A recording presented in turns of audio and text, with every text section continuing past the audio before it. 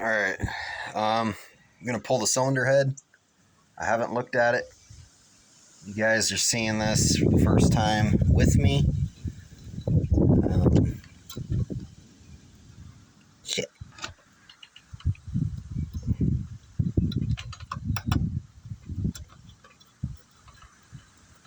Replace that spring. Alright, here it goes. It'd help if I loosen that bolt all the way. The fuck?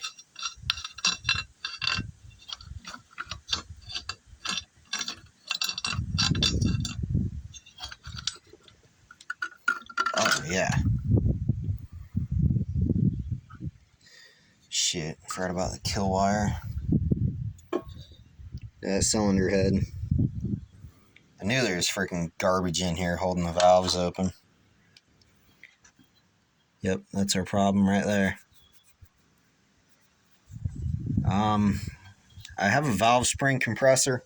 It's one that I used on that Ford FE V8 engine. Original set of cylinder heads that I had. I removed the valves from it.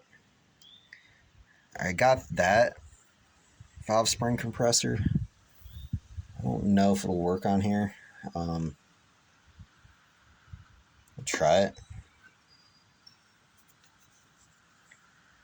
And I didn't think about it, but I'm gonna have to dig the push mower frame that this originally came off of.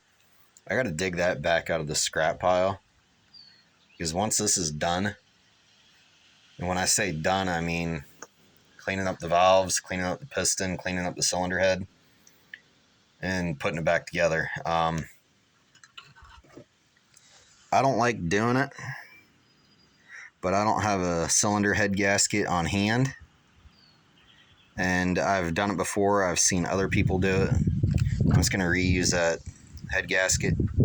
Later in life, if I ever find a deck that is worth messing with, shit.